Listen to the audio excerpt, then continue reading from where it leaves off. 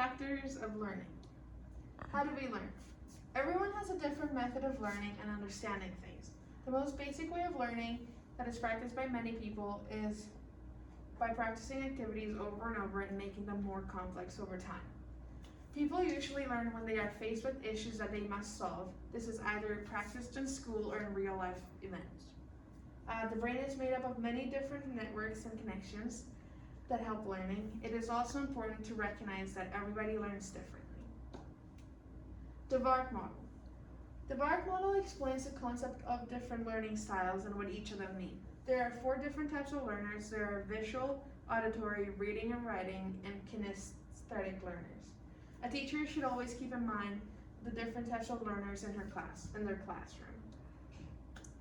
Visual learners are learners who learn when things are presented to them through charts, diagrams, and other visual things. Auditory learners are learners that are successful when they practice and process information given to them orally or vocally. Reading learners work best when they can read and write down information. And kinesthetic learners succeed when they are given opportunity to do hands-on learning. Why is it important to meet the needs of different learners? Teachers must give every student the support they need to receive the education they need to develop the skills that would help them grow. The lessons taught in the classroom should be planned in a way that everybody will have success in learning and understanding.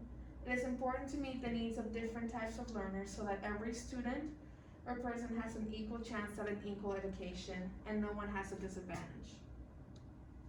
How does nature versus nurture play a role in learning? Learning is influenced by many factors in a person's life. Genetics play a huge role. The way that a person views learning and how much they prioritize it is also a factor. If a child is taught from when they are young to prioritize school and they feel like they have to meet the high standards of parents, they will always try to achieve that and try their hardest to have a good education. The environment they study in is also a huge factor of learning. Example, children in private schools will learn differently and have different learning methods than children in a public school. Learning with dyslexia. For someone who suffers of dyslexia, extra help learning is necessary. This doesn't necessarily mean that they're not smart.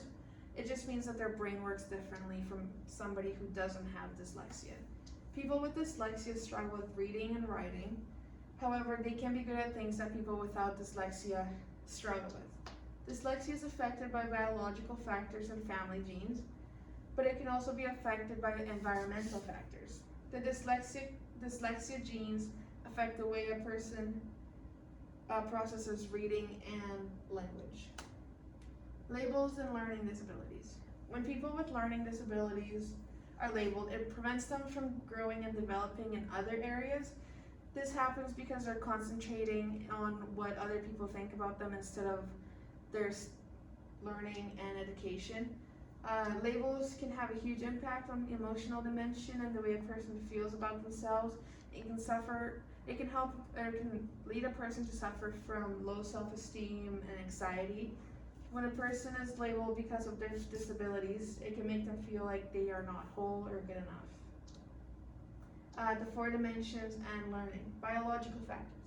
Genes play a huge role in learning. Having genes that affect the way a person learns is also a factor. A person may be born with genes that allows them to learn easily and have high IQ. Cognitive factors. People might view somebody with learning disability like a blessing. Others might view them as a curse, and it can hold that person back because it can lead them to think that same way. Emotional factors. A person may develop low self-esteem issues because of their learning disabilities. They may put themselves down when they get a bad grade on a test or an assignment. However, they can also feel emotionally rewarded when they do good because of all the hard work they put into their studies. Spiritual factors. Some people may have spiritual beliefs of praying before a big test or exams. This gives them a sense of security because they are trusting a higher power to help them and guide them. And a student going to a Catholic school will have religion as a component of their education and the way they